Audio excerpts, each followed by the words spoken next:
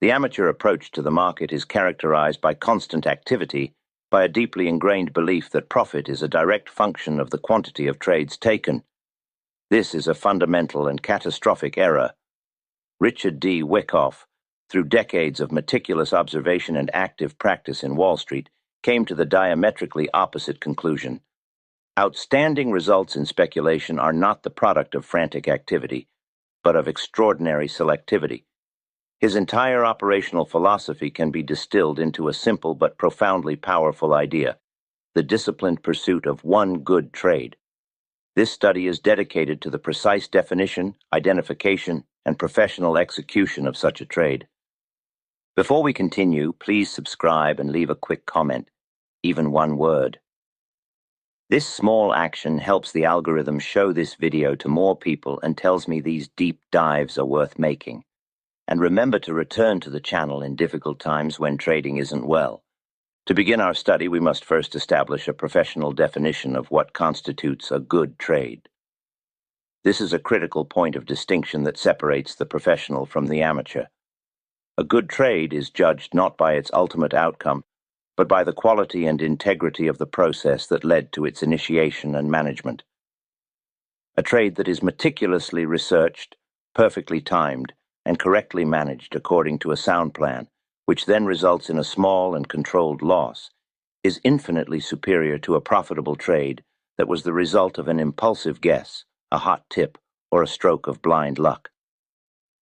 The former is the work of a professional building a career. The latter is the act of a gambler reinforcing bad habits that will lead to his eventual ruin. Let us draw a sharp contrast. The typical amateur trade is born from impulse and emotion. It is often a reaction to a sudden, exciting price move, driven by the powerful emotions of greed or, more commonly, the fear of missing out. The decision to act is not the result of a dispassionate analysis, but of an urgent internal pressure to do something. It is often based on a single, isolated piece of information: a news headline, a social media post, a broker's recommendation, or a simple pattern on a chart viewed without its necessary context. This is the equivalent of a doctor attempting to perform surgery based on a single symptom, without conducting a full diagnosis. It is an unsound and reckless basis for the commitment of capital. A good trade, in the Wyckoffian sense, is the polar opposite. It is not an impulse, it is a logical conclusion. It is the final, actionable result that comes at the end of a long and patient process of evidence gathering. It is a trade that is initiated only when a full and compelling body of evidence, derived from a scientific analysis of the market's own actions, points to an opportunity where the probabilities of success are overwhelmingly in the speculator's favor. This requires a complete alignment of multiple factors, each confirming the other, leaving no room for ambiguity or guesswork. More specifically, a good trade must satisfy a series of exacting criteria before it is ever initiated. First, it must have a clearly defined and evidence-based logic for entry. This is the precise identifiable event on the chart, such as a successful test of a last point of support, that serves as the final trigger for action. Second, it must have a predetermined and logically placed stop-loss order. The maximum potential loss is known and accepted before the trade is ever placed, and the stop is set at a price point that logically invalidates the original thesis for the trade. Third, a good trade has a logical price objective, an estimated target for the potential move that is based on a quantifiable cause, such as a horizontal count taken from a point and figure chart. This ensures that the potential reward is substantial enough to justify the calculated risk. Finally, a good trade has a predefined plan for its management, including how profits will be protected and how the position will be exited. In essence, a good trade is not a trade at all in the common sense of the word. It is a complete, self-contained business plan for a single high-probability speculative operation. The disciplined pursuit of one good trade is, at its core, a powerful system of psychological defense. It is a framework designed to protect the speculator from his own worst enemy, his own self-destructive emotional impulses. The human brain is not naturally wired for successful speculation. It is wired for action, for social proof, and for immediate gratification, all of which are toxic in a market environment. The one good trade philosophy serves as a direct and potent antidote to these impulses. Let us first consider the enemy of greed for action. The market environment, with its constantly flickering prices and endless stream of information, preys upon the human brain's inherent desire for stimulation and immediate reward. This creates a powerful compulsion to be constantly active, to be always in the game. The philosophy of one good trade directly counteracts this compulsion by fundamentally shifting the source of a trader's professional satisfaction. The goal is no longer to get the dopamine hit of placing an order. The goal, and the true reward, becomes the deep intellectual satisfaction derived from conducting a thorough, patient, and masterful analysis. The hunt for that one single perfect setup becomes the game itself. The diligent daily work of scanning charts, identifying candidates, and waiting for the evidence to align becomes more engaging and rewarding than the mindless and costly act of overtrading. Next, consider the fear of missing out, or FOMO. This is the intense anxiety that arises from watching a price move without you, the fear that you are being left behind while others are reaping great profits. This emotion is responsible for more catastrophic trading errors than perhaps any other. The philosophy of one good trade is the ultimate filter against this fear. By creating a strict and demanding checklist for what constitutes a high-quality, A-class setup, the professional trader automatically and unemotionally disqualifies 99% of all market movements as irrelevant noise. He is not afraid of missing these minor, ambiguous, and low-probability moves because he was never looking for them in the first place. To use an analogy, a professional lion hunter in the safari does not become anxious every time a rabbit or a squirrel scurries past his field of vision. He is not afraid of missing the rabbit because he is not hunting for rabbits. He is patiently and calmly waiting for the one single target that he came for, the lion. In the same way, the Wyckoff trader, in his disciplined pursuit of one good trade, is not afraid of missing the multitude of minor market jiggles. He is waiting for the lion. Finally, we must address the insidious enemy of boredom. Professional speculation, when executed correctly, is an activity that consists of approximately 95% patient, diligent waiting and 5% brief decisive action. For the amateur who comes to the market seeking excitement and entertainment, this long period of required inactivity is intolerable.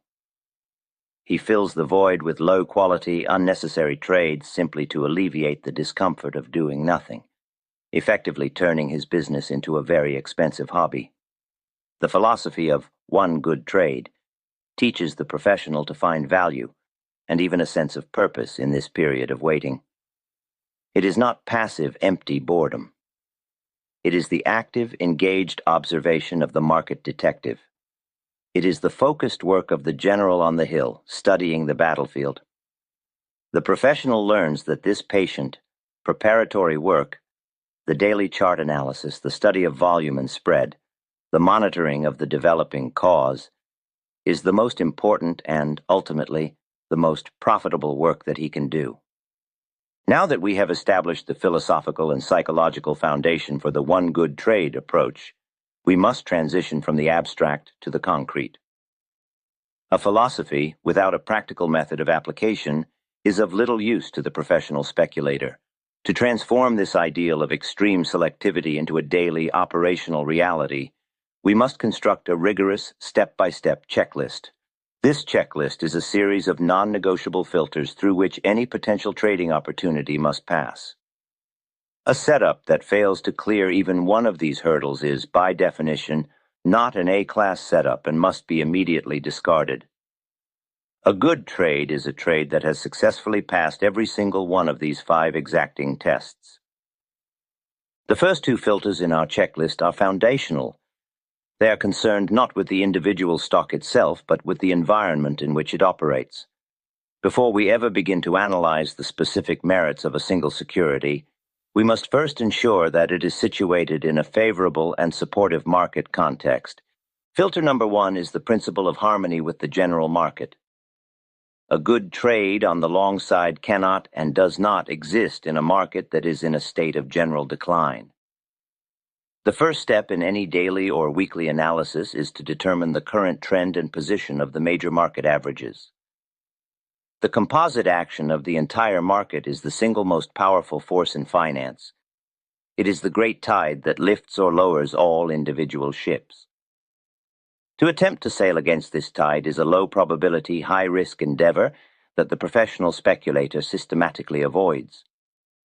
Therefore, before any individual stock is even considered, the analyst must first confirm that the general market is in a confirmed uptrend, or at the very least has completed a period of accumulation and is demonstrating the early signs of a new markup phase. If the general market is in a confirmed markdown, the Wyckoff term for a major downtrend, the search for long-side good trades is suspended entirely. Filter number two is the principle of relative strength. A good trade is always made in a market leader.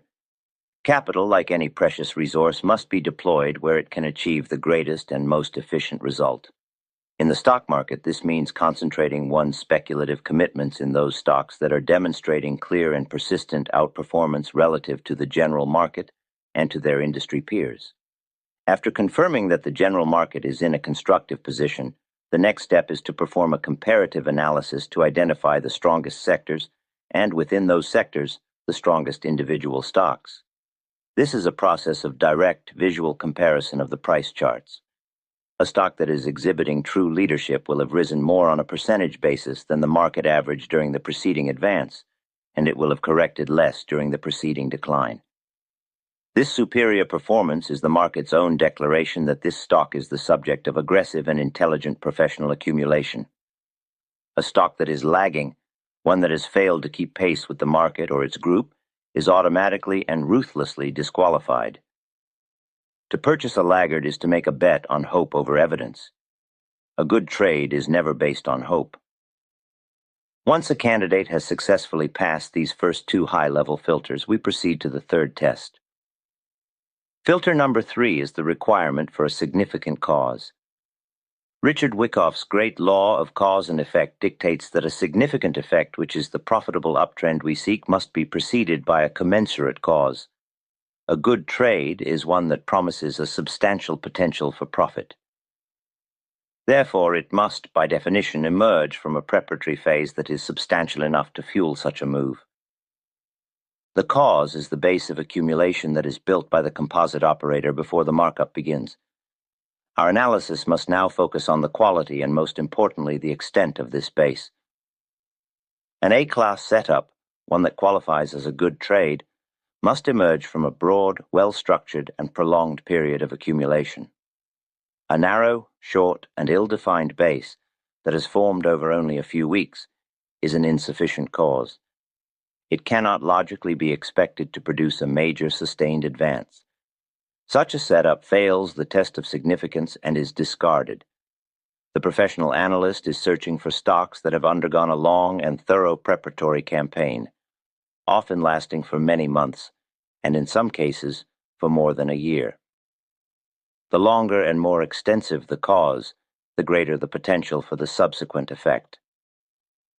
A professional analyst will often employ the point and figure chart to assist in the quantitative evaluation of this cause. As we have discussed in previous studies, the unique construction of the point and figure chart allows the analyst to measure the horizontal width of the accumulation base through a methodical horizontal count. This count can be translated via a simple formula into a logical price projection. A good trade is one where this horizontal count indicates a substantial upside potential, thereby ensuring a highly favorable reward-to-risk ratio for the proposed operation. If the cause is too small to justify the risk, the trade is not a good trade. This brings us to the very heart of our checklist. Filter number 4 is the requirement for a completeness of technical evidence. A good trade does not require the analyst to guess, to hope, or to make assumptions.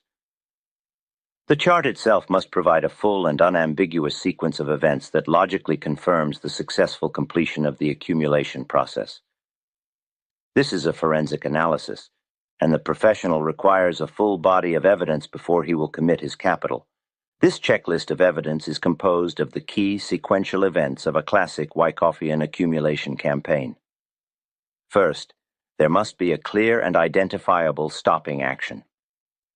The preceding downtrend must have been decisively halted by a climactic event, such as a selling climax, where the panic selling of the public was clearly absorbed by professional demand.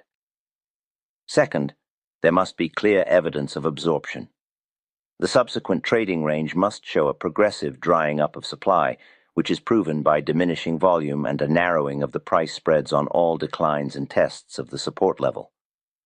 Third, there must have been a final decisive test. Ideally, the stock will have undergone a clear spring or shakeout, a final bearish trap that proves that the supply has been thoroughly exhausted. And fourth, there must be an unambiguous show of intent. The stock must have demonstrated a clear and powerful sign of strength, such as a jump across the creek, that proves that demand is now in full control and is ready to begin the markup phase. These four events form a logical and necessary narrative.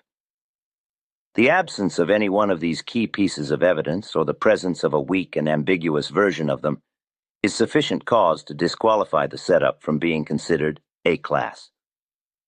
A good trade does not present the analyst with a confusing or contradictory picture. It presents a story that is clear, logical, and compelling. If you find yourself having to talk yourself into a trade, to ignore a missing piece of evidence, or to explain away a contradictory signal, then you are not looking at a good trade, and you must stand aside. Wyckoff's method provides a rigorous, evidence-based checklist for identifying what he considered a good trade. It is a masterclass in reading the internal dynamics of the market. However, it's essential to understand that other market titans developed their own, equally rigorous checklists based on different philosophies. Richard Dennis's turtle system had a purely mechanical checklist based on breakouts and volatility. Nicholas Darvis's checklist was based on his box theory and trading volume patterns. Bernard Baruch had a mental checklist that weighed fundamental value, political conditions, and mass psychology.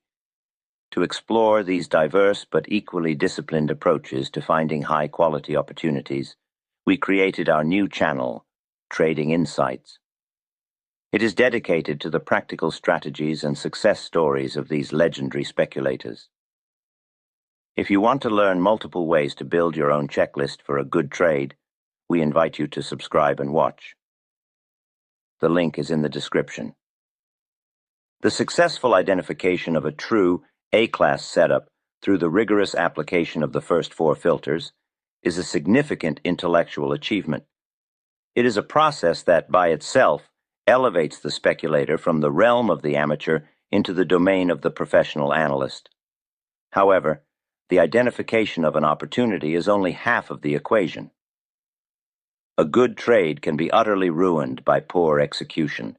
The final stage of our process, therefore, is concerned with the precise and disciplined actions that are required to transform a high-quality setup into a professionally managed and profitable campaign. This brings us to the fifth and final filter in our checklist. It is a test not of the stock's past action, but of its present behavior. Filter number 5 is the availability of a low-risk entry point.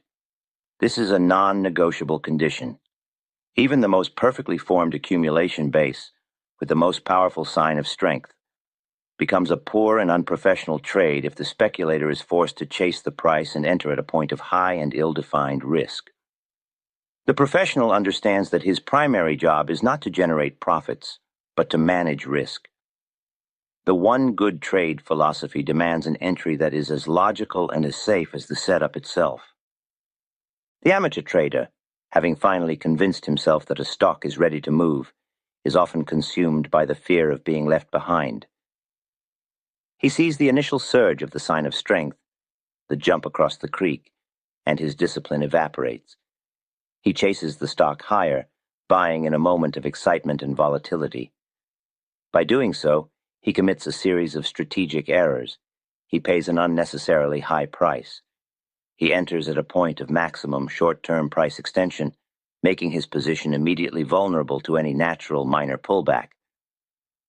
And most critically, he is forced to place his protective stop-loss order far away from his entry price, thereby exposing himself to a large potential loss if his judgment proves to be incorrect. This is not the methodology of a good trade. The professional speculator, having identified the sign of strength, does not act. He waits. He has the supreme patience to allow the initial excitement to subside, knowing that a truly strong market will almost always offer a secondary, more logical opportunity to enter. This opportunity is the last point of support. This is the first natural reaction or pullback that occurs after the initial breakout. The price will often drift back down to the edge of the creek, the level of the former resistance of the trading range, to test it as new support. This is the professional's entry point. It is a moment of calm, of reduced volatility, where the market itself provides a clear and logical point of engagement. A good trade must offer this opportunity.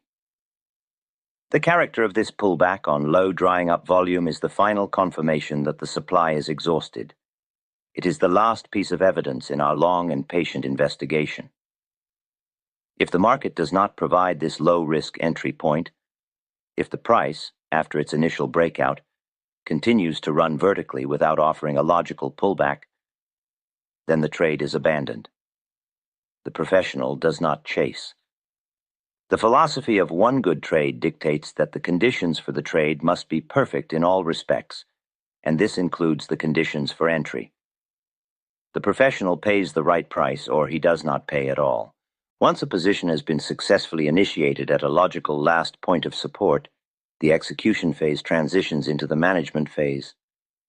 A good trade, having been so carefully selected, deserves to be managed with an equal degree of professionalism and discipline in order to allow it to realize its full, predetermined potential. The first and most inviolable rule of trade management is the correct use of the stop-loss order.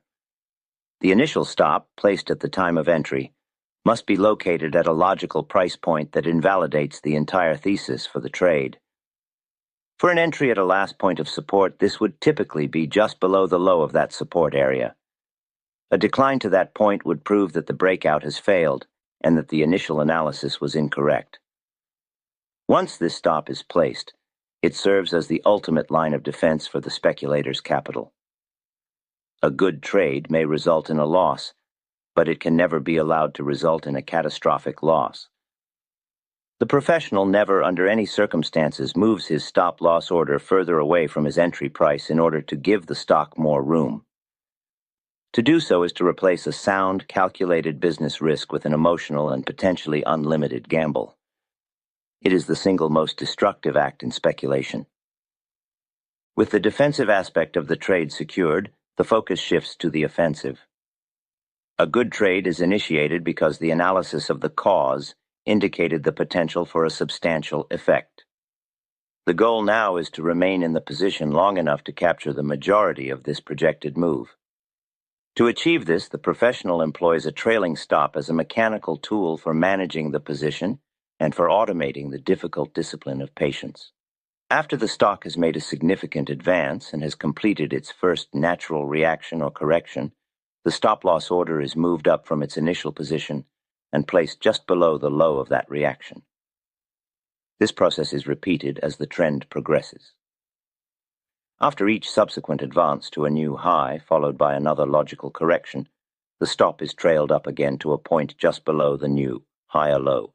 This simple mechanical technique is a powerful antidote to the emotional errors that cause most traders to exit winning positions prematurely. It prevents the fear-based impulse to sell on a minor, meaningless dip. It prevents the impatient impulse to exit a good trade in order to chase a different, seemingly more exciting opportunity. It removes the impossible burden of having to guess where the final top of the trend will be. The trailing stop allows the market itself to make the exit decision. The position is held, and profits are allowed to run, until the stock's own uptrending character finally changes, and a significant reaction low is violated. This method ensures that a good trade is given the full and proper opportunity to become a truly great trade. This video provided a blueprint for identifying and executing a single high-quality trade. But the ability to do this consistently, to build a career on this philosophy, requires the development of unshakable professional judgment. Richard Wyckoff's own journey and the principles he forged are detailed in his essential work, How I Trade and Invest in Stocks and Bonds. This is not a book of simple patterns. It is a guide to building a professional mind. Wyckoff shares his own good trades and bad trades, explaining the reasoning and, more importantly, the principles of judgment that made the difference. If you want to transform your trading from a series of random events into a disciplined, professional business built on quality, this book provides the foundational wisdom to make that change. It teaches you how to think. In our final summation, we have established that the pursuit of one good trade is a complete end-to-end professional process. It begins with the psychological discipline to reject the amateur's need for constant action. It is then put into practice through a rigorous 5-step filtering process. First, ensuring harmony with the general market. Second, demanding superior relative strength. Third, requiring a significant and quantifiable cause. Fourth, demanding a full and complete body of technical evidence. And fifth, waiting patiently for the availability of a low-risk entry point. The great secret to consistent success in speculation lies in this profound shift in perspective. It is the realization that your job is not to hunt for constant action, but to wait with the patience of a predator for that one rare and high-probability opportunity where all the technical and environmental factors align in your favor. Forget about trying to trade every day or even every week. Concentrate all of your capital, your energy, and your intellectual discipline on the singular pursuit of identifying and flawlessly executing your next one good trade. One such trade, executed with professional precision from start to finish, is of infinitely greater value to your account and to your development as a speculator than 100 impulsive and ill-conceived attempts.